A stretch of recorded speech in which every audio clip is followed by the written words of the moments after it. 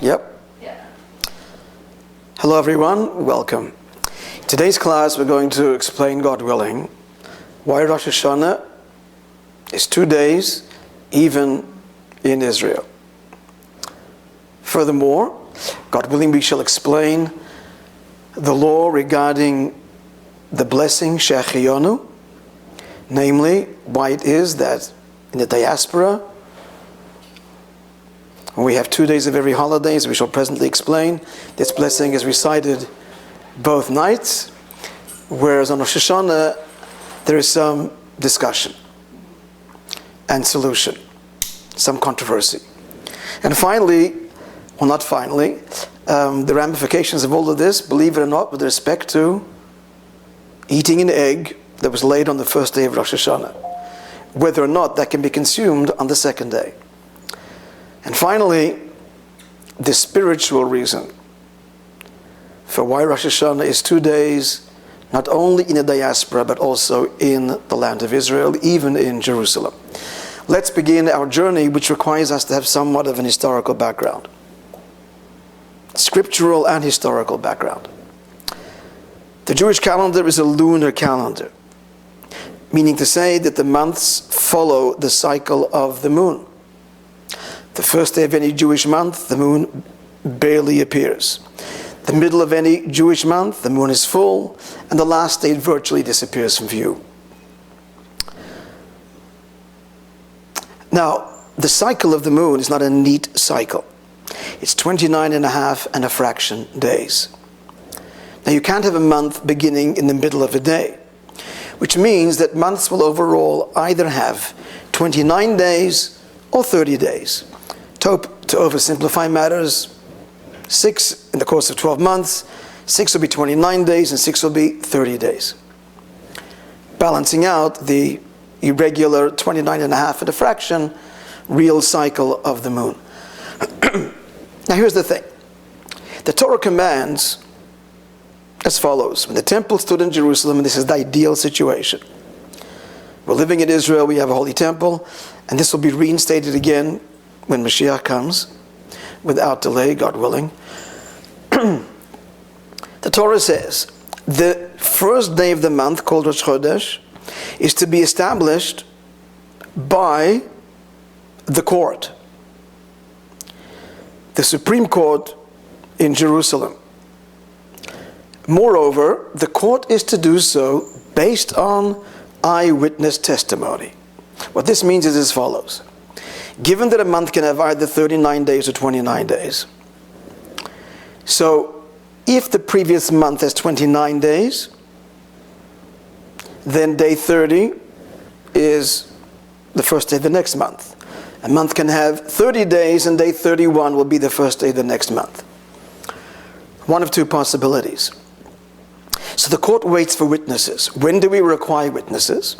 The court requires witnesses in order to sanctify, and that's the task of the court, to make an oral declaration in the presence of many bystanders and participants, a declaration that today is Rosh Chodesh. Now, although the court itself, the members of the court, were master astronomers, and that's relevant as we'll presently see, and knew exactly where the moon should appear at any given point in time. Nonetheless, the new month is to be determined by witnesses coming or not coming. Let's illustrate. Witnesses come on day 30, and they say, we saw the new moon last night or early this morning. The court examines them because the court knows exactly where the moon should appear. If the testimony corroborates with each other and both with the knowledge of the court then will declare day 30 as Rosh Chodesh. Simple matter. But what if it's cloudy and the moon can't be seen? Then even if the court knows that the moon would be seen on day 30, now again, because the cycle of the moon is 29 and a half and a fraction days, there's going to be an accumulated fraction. So some days it could actually be seen on day 31. At any rate, the point is that if it's a cloudy day, or witnesses did come and they were disqualified because the testimony didn't match up with where the moon should appear, or for whatever reason they were mistaken or they were deliberate, as we will see there was that problem that we faced in our history, deliberate false witnesses. At any rate, in such an event, by default, day 31 is the first day of the month. All right? So day 30 is only declared if witnesses come at some point during the 30th day. So far, so good. Now here comes the practical problem. As far as the first day of the month is concerned, it was of little practical relevance to the general population. It only affected the kind of offering offered in the temple in Jerusalem. As for the rest of the population, it wasn't a holiday to the degree that it mandated any change in behavior, essentially. However, Yom Kippur, we'll soon get to Rosh Hashanah, but there's Yom Kippur, there is Pesach, and there's Sukkot. So, the rest of the population has to know, well, the whole population needs to know in these particular months, likewise Purim and other months, when was Rosh Chodesh, in order to determine what day is Yom Kippur, when are we obligated to sit in the sukkah, when is the obligation to eat matzah and the prohibition to own chametz begin. So initially, the court would get that message out very quickly. And it worked like this. Again, there's two possibilities. Either the previous month had 30 days, or it had 29 days. So if it had 29 days, and day 30 was when, or the 30th night was when the new moon appeared, and witnesses would come. So the court would hear their testimony, always heard during the day. That night, the 30th day at night, they would light a fire on the Mountain of Olives. And this fire would be seen, people would be on the lookout, and would be seen by people on lookouts in other mountains throughout Israel. Within hours, the entire Galilee was lit up with bonfires, and it meant that day was the first day of the month of Tishrei, which means Yom Kippur is 10 days from hence, and Sukkot is 15 days from hence, or it was the first day of Nisan. That's when it was very relevant, and the Seder is going to be 14, 15 days from that day that had passed. So that was a very effective and simple means by which the entire population could know what day the High Court had established Rosh Chodesh. If day 30 passed, and the 30th day at night there was no fire, that meant by default that the previous month did in fact have 30 days. That day had not been sanctified and declared as day one of the new month, so no fire meant we start our calculation from day 31. That's the first day of the new month. Hope I'm clear. This had to be discontinued. Had to be discontinued because there was a particular, perhaps call them a tribe, that sought to undermine Jewish life and the authority and the role of the High Court. The identity of this group is somewhat a matter of discussion, but overall it seems these were the Kuthites or Kuthians, known as the Samarites, who lived in Samaria being their capital, north of Jerusalem. They were non-Jews settled there by the king of Assyria after the exile of the 10 tribes. They never fully assimilated into Jewish life, and there was much animosity between the two groups. And they sought to undermine Jewish observance altogether, and they would light the fires on the wrong night. In other words, if it would be a month, this would be particular when it comes to the 2 months of Nisan and Tishrei, which have holidays in them, namely Pesach and Tishrei coming up now, Yom Kippur and Sukkot, they would light a fire at the end of the 30th night, leading the whole country to believe that that day had been declared Rosh Chodesh in a year where it wasn't, and therefore their calculation would be a day too early. So therefore the court was forced to discontinue this practice of notifying the population through the lighting of fires. And then began the practice of sending messengers. And even that had to be modified, messengers that were validated by the court, either bearing some letter or some other way that they were accepted as legitimate, and not agents or of other factors. This is over a period of time, other segments that also sought to undermine Jewish life. At any rate, here's the problem. They're traveling by horseback, friends, at best. So people living in outlying areas outside of Israel, to simplify matters, did not know in time, because it's more than a 2-week ride, and Pesach is 2 weeks after the first day of the month. Sukkot is 2 weeks after the first day of the month. Yom Kippur is 10 days later. Not knowing what day was Rosh Chodesh. Rosh Hashanah is Rosh Chodesh. So therefore, they would keep 2 days out of doubt. Did the previous month have 29 days? Did the previous month have 30 days? Not knowing which was the real first day of the holiday. The first day of the holiday in the case of the 7-day holiday, Pesach and Sukkot. They would observe 2 days. That's the origin, friends, of the diaspora observing 2-day holidays. We continue the custom and tradition of our forefathers. We living in the diaspora, and we observe 2 days of all holidays except for Yom Kippur. That's because it's just too difficult to fast 2 days. And moreover, as we will soon explain, our calendar is established anyway. But before the calendar was established, I'm getting ahead of myself now a little bit, there were sages that fasted 2 days outside more than a 10-day journey from Jerusalem, out of doubt. Let's put that aside now. So we're just explaining, let's simplify matters. Why do we have 2 days Yom Tov in the diaspora? We continue the tradition of our forebearers who observed 2 days because of the doubt that they had, because the word did not get to them in time as to what day would be Yom Tov, and therefore they observed 2 days. Namely, did the previous month have 29 days or previous month have 30 days? Now,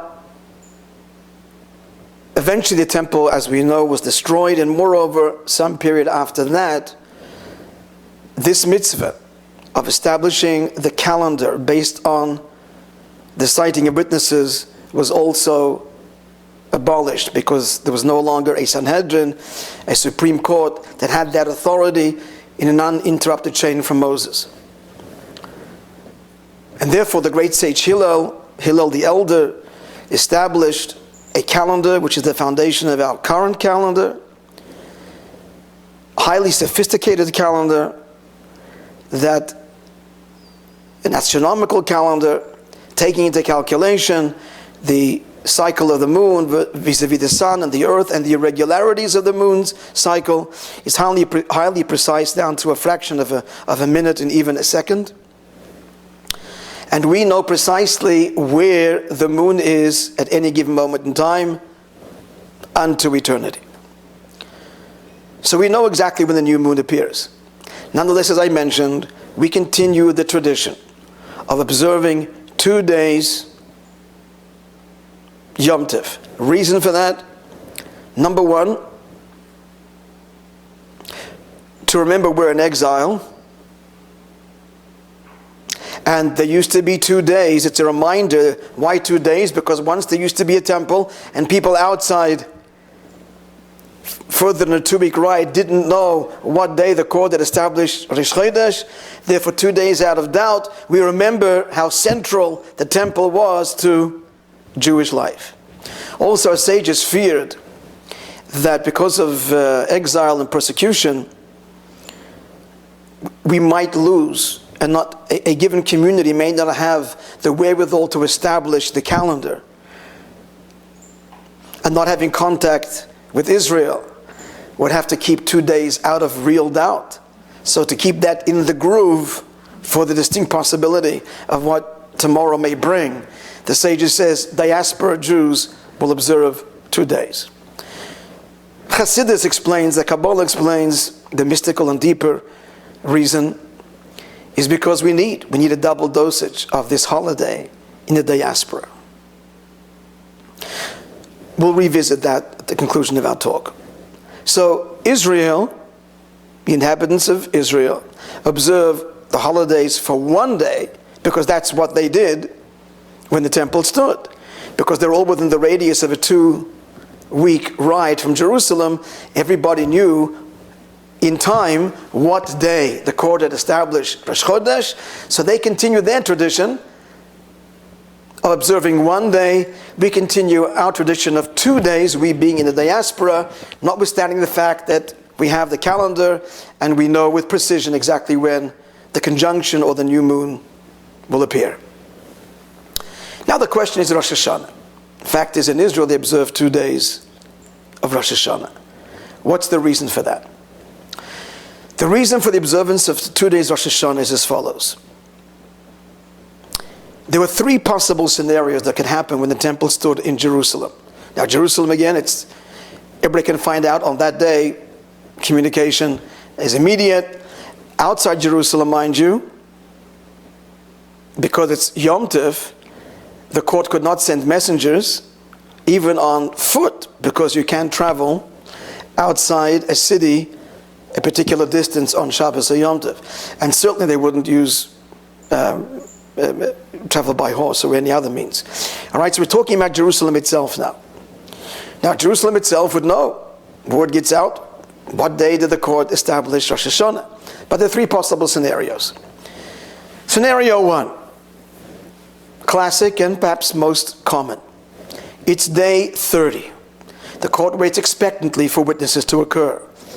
Eventually they do. That day is declared Rosh Hashanah and all is fine in the world. This means, of course, that the night before, nobody knows, will witnesses come tomorrow or not? So everybody in Jerusalem and throughout the country is observing Yom Tov, which means respecting the prohibitions of Yom Tov. For that matter, making Kiddush, declaring the sanctity of the day, sitting down to a festive meal, and also making this blessing, which we'll revisit at the end of our talk, of Shechiyonu, thanking God for arriving at this occasion, a blessing we're mandated to say when every holiday and other occasions, seasonal and novel events, happy events occur in our lives. So they would do that the 30th night for the possibility, everybody would, the next day witnesses might come. Now if they did come, the court declared that that day was Rosh Hashanah, and at least Jerusalem observed 1 day. Outside Jerusalem people didn't know. Pardon? Next day was an ordinary weekday. Outside Jerusalem, they'd have to keep 2 days because word could not be communicated to them. They might speak only within Jerusalem. Scenario 1 is everybody's observing 1 day because witnesses arrived on that day, early enough in the day for the court to examine them, declare them to be bona fide, declare today as Rosh Chodesh and Rosh Hashanah, and that day is Yom Tov, all is fine and good. But what happens if the witnesses didn't come? Well, the court will wait to them till nightfall. Perhaps, and everybody's observing the holiday, they blew shofar that day, because that may end up, that day may have been in retrospect Rosh Hashanah. But if the witnesses didn't come, then or they came and they were disqualified, or the court knew. No, sorry, scenario 2 is they came, they did not come, it was cloudy, or they were disqualified for whatever reason, then by default the next day is Rosh Hashanah. So in effect, everybody kept 2 days. And the third scenario is, if the court knows that it's impossible to see on this particular month the moon on day 30, because again there's this build-up of the fraction of a day, they won't even accept witnesses, and it's going to be, to begin with, only day 31. And everybody in Jerusalem would know that. 1 day. So here are the 3 scenarios. 1 day, day 30, 2 days, 30 and 31, or only 31. So that's the way things were initially, says the Talmud, says the Mishnah. Let's understand, because the court would wait until nightfall of day 30, till it got dark, expecting witnesses. Even if they came just before dark, that was enough to say, today was Rosh Hashanah, complete the holiday offerings. Shofar had been blown already that day, because it might have been, and in Jerusalem they kept one day, and that was the end of the story. But then the following occurred. Once the witnesses were delayed, so the Kohanim and the Leviim and the court assumed they're not coming, because they tended to come with enough time. You saw the moon last night or early this morning, and they tended to come living in close environs of Jerusalem, or maybe in Jerusalem itself, with enough time to be able to complete the day as prescribed in the Torah, with the holiday sacrifices and the appropriate song of the day. The Levites would sing an accompanying song with the sacrifices. There was the weekday songs, and there were the holiday songs, different psalms from the book of Psalms, and I assume different melodies as well. At any rate, this is what occurred. So it was late in the day. The assumption was they're not coming. They brought the final afternoon offering, after which no more offerings can be brought. In addition to that, the Levites, invoking God's name, sang a weekday song. They're not coming today, it's going to be tomorrow. But they came in the afternoon, before nightfall. They came in the afternoon after, close towards the end of the day, after the weekday offering and the accompanying weekday song was offered by the Levites. That was a huge problem, because they were kosher witnesses. This day could have been and should have been actually declared as Rosh Hashanah, but it's too late, because we've already observed it as a weekday completely, with the final song and offering of the day, after which there is no more offerings to be brought. It's got to seal the day. So the day was concluded in sanctity, but it caused this terrible confusion.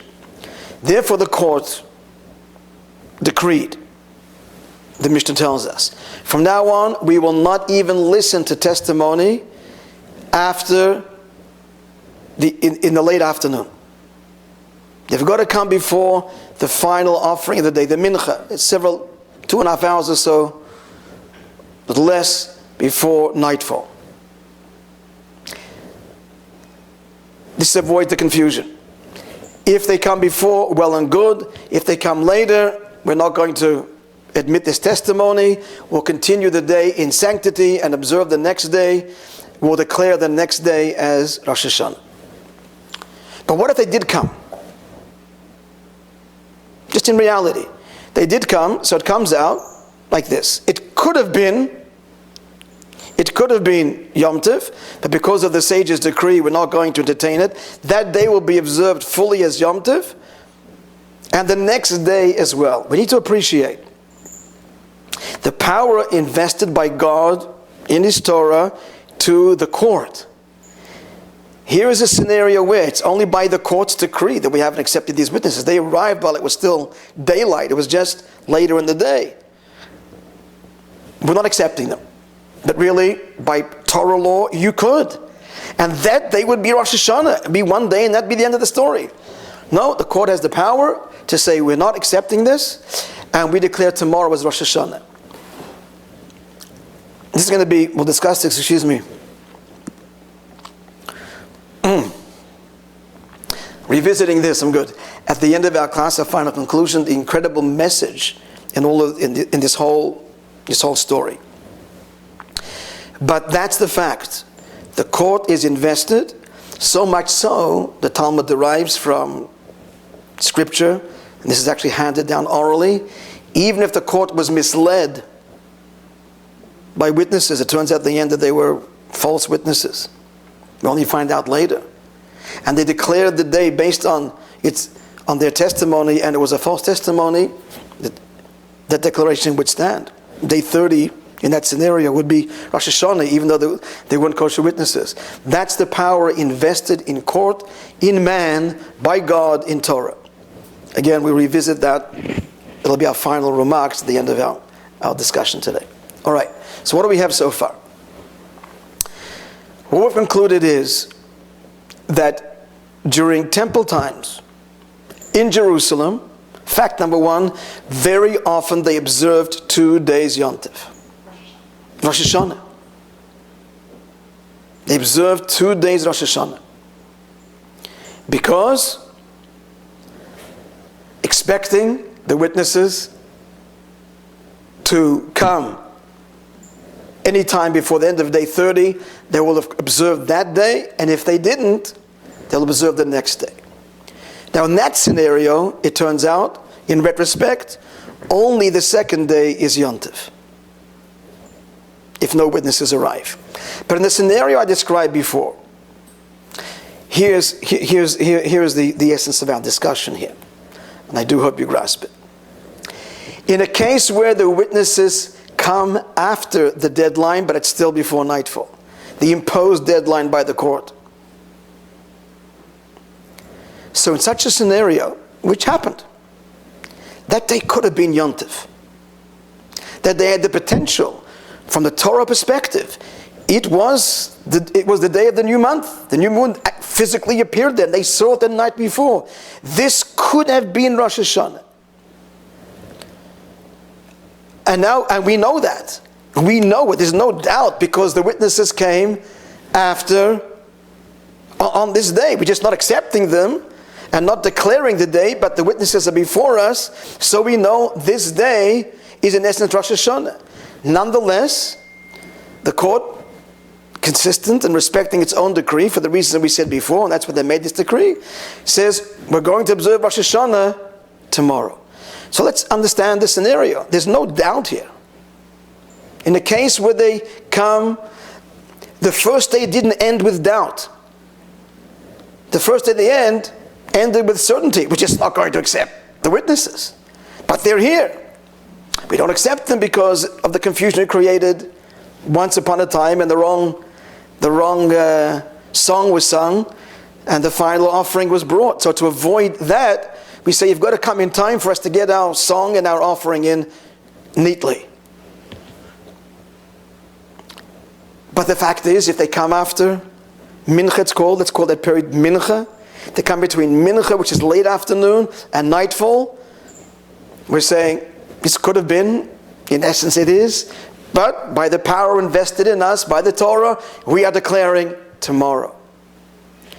There's no doubt over here. What's left is, the first day is Yom Tov. In the end of the net conclusion, it's the court that decides. The first day is Rabbinic Yom Tov. The second day is Torah Yom Tov, but still Yom Tov. And therefore, as sages say, it's one holiness. Let's understand this. This is not the same as the 2 days that people kept in diaspora. They just didn't know. You kept 2 days because you didn't know. Did the previous month have 30 days? The previous month have 29 days. So the 2 days that we continue this tradition of is born in doubt. But there are scenarios. And in Jerusalem, 2 days was never a question of doubt. At the end of the day, they knew what was. So here is the very clear-cut case where we have absolute clarity. We know that the day 30, if they come an hour earlier, it would have been. But no, we're going to make it. Rosh Hashanah, we're going to make day 31. So both days have certainty. And therefore, because that occurred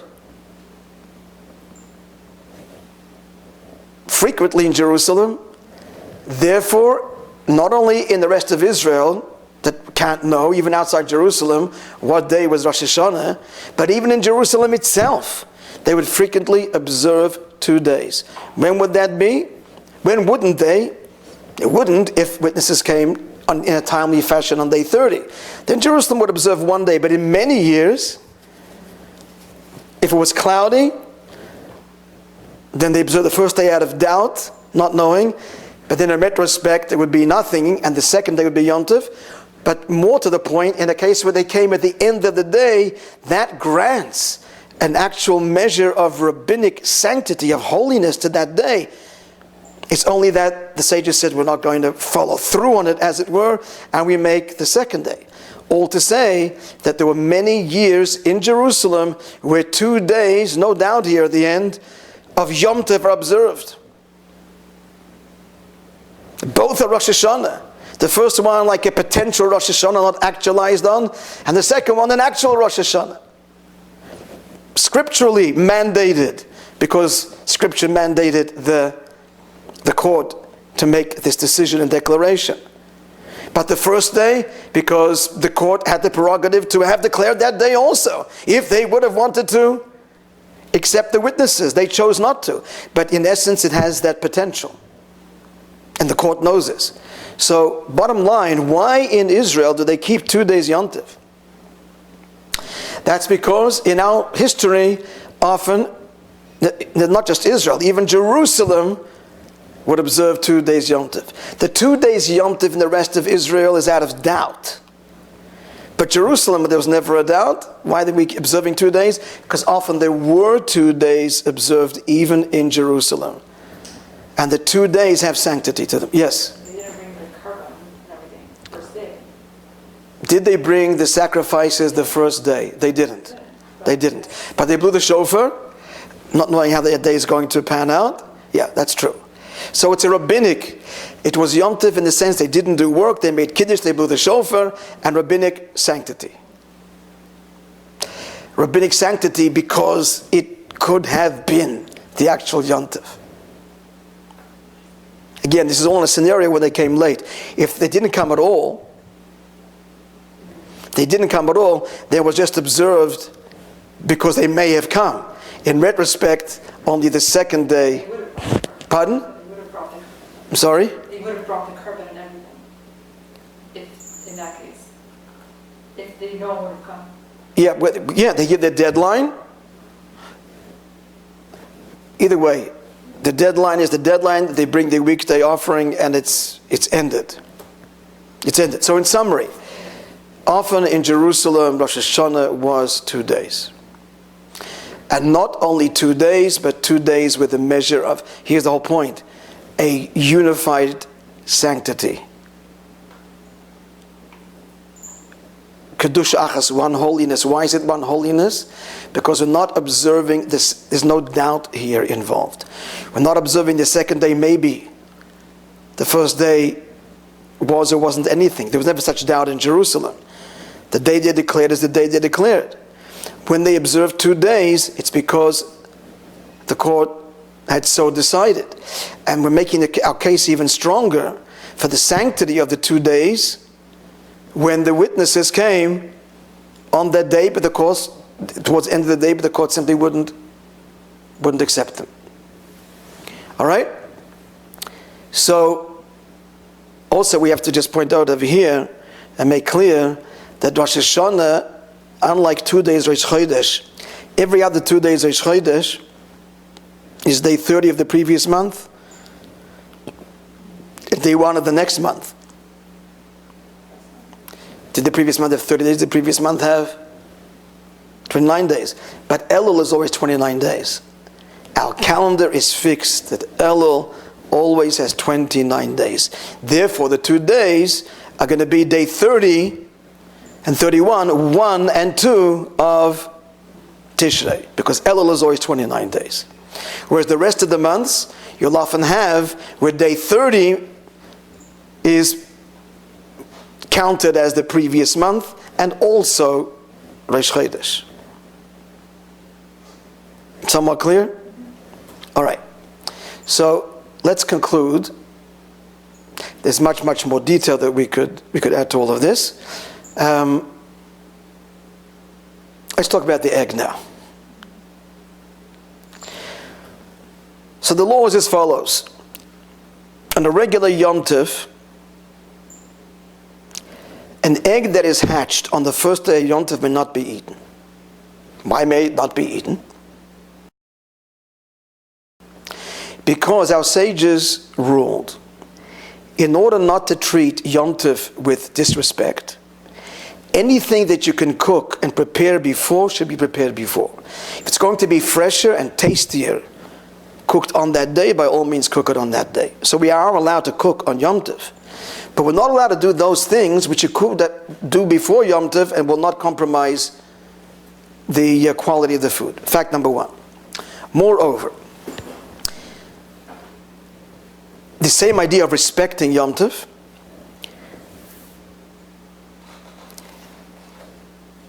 whatever you're going to use on Yom Tov has to be designated before Yom Tov.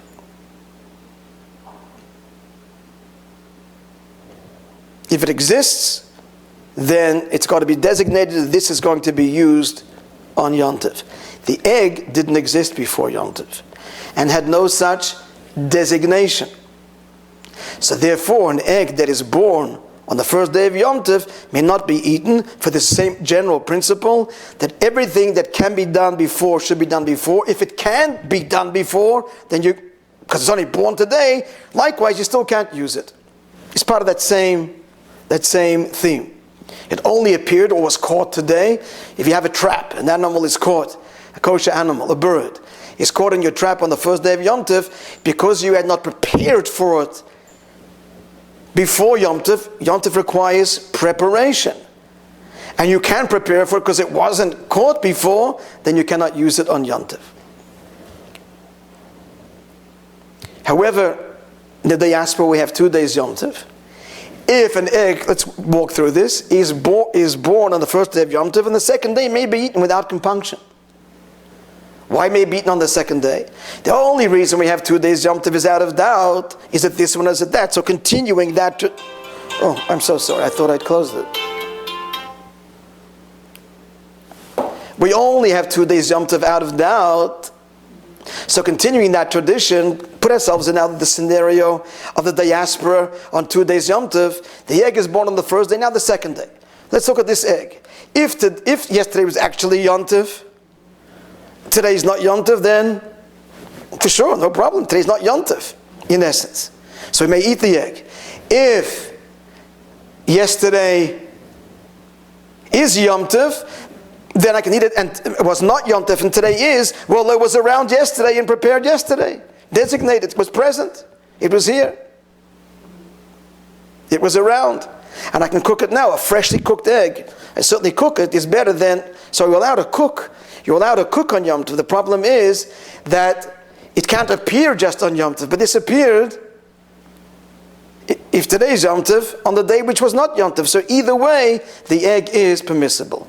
Not so Rosh Hashanah. Rosh Hashanah, an egg that is born on the first day and not be eaten on the second day, because Rosh Hashanah is not about doubt. We don't observe the 2 days Rosh Hashanah out of doubt. We observe the 2 days Rosh Hashanah using the Jerusalem model because very often they observe 2 days. And it's one long sanctity, because there were occasions where the first day was this potential sanctity and the second day was actual sanctity. So it's we consider one long 48-hour day, one long Kedusha, and therefore this whole discussion of is the first day yes, the second day is not, or the second day is, the first day is not, doesn't apply to Rosh Hashanah. There's no doubt for the observant, the tradition of the observance, even originally then, of 2 days Yom Tov. You follow? So that's why the halacha is that an egg that is laid on the firstborn, should have said laid on the first day of Yom Tov, Rosh Hashanah, second day Yom Tov regularly may be consumed, second day Yom Tov may not. Now it comes to Shechianu. The question is Shechianu. Shechianu is the bracha that we say, there are 2 views brought down in Shulchan Aruch. Shechianu is the bracha that we say having arrived at a new occasion. Now we say Shechianu both nights of Pesach. First day is Pesach, not the last days because it's not a separate Yom Tov, but the first nights of Sukkot and the both nights of Shmini Atzeres, Simchas Torah, because we have 2 days. One is a mirror image of the other. We're repeating it because the tradition is they didn't know is that this day is with that day. So everything is done, fully uncompromised. But here when it comes to Rosh Hashanah, the reason we're observing 2 days Rosh Hashanah, because we're continuing the model of Yerushalayim. And Yerushalayim is not a question of what? Of doubt. It's the sages empowered, and they said, Today could have been not, but we're making tomorrow.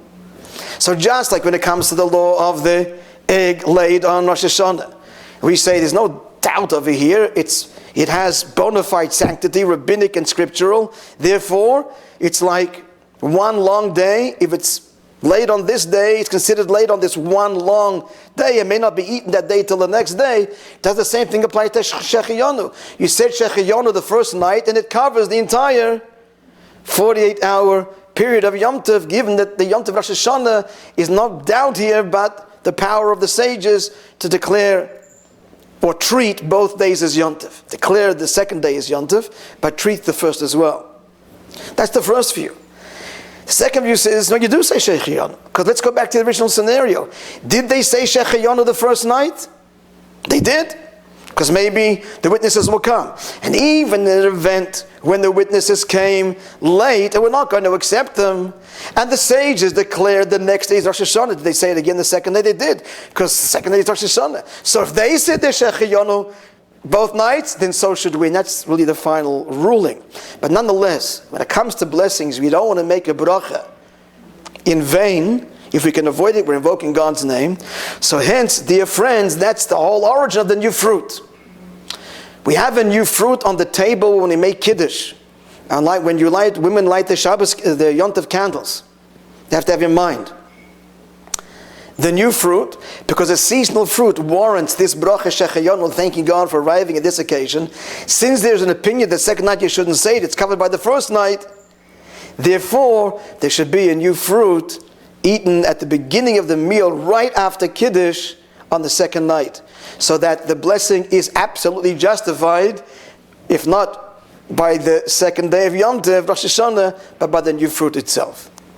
The ruling is, in the absence of a new fruit, we do make a Shechiyonu, because the second opinion is the accepted opinion, as explained, because originally, what are we doing? We're continuing the tradition of our forefathers. They would have made Shechiyonu both nights. So we should also continue that tradition. So in the absence of a new fruit, one does make a Shechiyonu the second night when lighting the Yom Tov candles and we're making Kiddush. Question is about blowing of the shofar. That's a more complex discussion. We just should mention this, because we make Shechiyonu when the shofar is blown the second day. Same question in essence. We made Shechiyonu of the shofar blowing the first day. Does it also extend? One of the same answers is a good question. So there are some say there is the same answer, and therefore they say, what should you do? You can't eat. You can't eat then. So a new garment, the one who blows the shofar should be wearing a kind of garment that warrants a thank you for arriving at this occasion, which is the bracha of Shechiyonu. And that it is our custom. In the event, again, same rule applies, that the shofar blower does not have a new garment, he makes the Shechiyonu nonetheless. The meaning of the Sfaradim is, this is a whole other discussion, their custom is not to make a Shechiyonu the second day with the blowing of the shofar, if I'm not mistaken. Now, the final message of all of this. Let's consider what is happening over here. First of all, the whole law of the way the Jewish calendar is governed and is established in theory. Now there's an established calendar. But when we had the High Court in Jerusalem, and God willing, without delay, reinstituted as soon as Mashiach comes. So the High Court itself knows when the moon will appear. Let's say classic case, it's going to appear day 30. But because the witnesses came and they were found disqualified for whatever reason, or it was a cloudy day, they can't rely on calculation, but it's there. By default, it's going to be day 31. And the case we described here at length, where the Beis Din took upon itself this self-imposed limitation, we're not going to accept witnesses in the late afternoon of the first day of Rosh Hashanah. Now, you heard the scenario. Witnesses would come and be kosher, not accepting them. We're not going to examine them, we're not accepting them, and we're going to declare tomorrow Rosh Hashanah. Let's understand the scenario. They know by calculation the moon could have been seen and should have been seen last night. And these witnesses did. And there is time still before nightfall. But because there was once an error where the Levites who sang the song accompanying the daily sacrifice, and they brought what they thought was the final weekday offering, we're not accepting these witnesses. You know it's day one of the year, Rosh Hashanah, Rosh Hashanah. And yet, invested in the court is this power by God that says, this holy day. What's Rosh Hashanah? When God sits in judgment. Who decides when God sits in judgment? Not God. God, as it were, Hashem, He's the creator of heaven and earth, and He sits in judgment, He says, on the first day of the 7th month. But we decided the first day is not going to be day 30, it's going to be day 31. So the whole judgment is shifted. The incredible power God's invested in us that determines even when God will judge us. Imagine that you hold before the judge and you decide, not today, tomorrow. Sure, Hashem's judging just in case. It's going to we're keeping it up just in case. No, He respects till What if the judgment only begins when the court says today's Rosh Hashanah. Till then, God mums the word. God is waiting, as it were, being somewhat tongue-in-cheek, with bated breath to see what the court's, of course He knows. But this is all, I'm being symbolic and somewhat cutesy. But this is the raw, deep truth, that the Almighty's judgment of His creation, and in the light of Chassidus, what happens in Rosh Hashanah is God evaluates His whole desire for creation. And it's we that need to elicit that from Him. And judgment is a consequence of all of that. That's all determined by the whim, if you like, decision of earthly man, a human court, based on considerations they consider to be considerable. This is awesome. This is awesome. God is saying in these laws, it's God who set up these laws in the Torah as such. Atem, you will establish. Our sages actually say that before God gave the Torah and commanded Moses, who was the founder of the first Jewish Supreme Court, 70 elders under him, he was the leader. Until then, God said, I establish and declare which day is Rosh Chodesh. And of course, God always got it right. Knew exactly, of course, as we do, when the new moon will appear. But once He gave Torah, He says, I've given this to you. I've surrendered it to you. Meaning, I've surrendered my world to you. I want you to perfect it. You, in fact, are going through the observance of the Torah and your soulful service of me. You are going to bring into the world that which is even loftier, more divine than I invested in it as the grand master, creator, and artist of creation. You're going to bring sanctity. I created the world, says God, and that's an expression of my artistry. But you bring sanctity. And sometimes sanctity will be at odds with nature. Nature says yesterday was day 30. Sanctity says, yeah, we know that. But we will confer day 31. We will transform its ordinary weekday, which normally would be day 2 of the year, as day 1. This is so symbolic of our entire mission, and that is to transcend the natural law and bring into natural law, bring into life the transcendent, the divine, the truly divine, the sacred. If the court doesn't declare today's Rosh Hashanah, it's not Rosh Hashanah, and 10 days later is not Yom Kippur, the holiest day of the year is decided by us, says God. With you I have entrusted the sanctification of my world. I've made a beautiful world. You'll make a sacred world. And that explains why Rosh Hashanah, which overall commemorates the anniversary of creation, doesn't coincide with the actual first day of creation. Rosh Hashanah is the anniversary of the creation of Adam and Eve. And yet we declare in the High Holiday liturgy that this is the first day of creation, and we say in that famous moving section of the Musaf prayer describing God's judgment, how God judges all of his creatures on this day, not just the descendants of Adam and Eve, but all creation,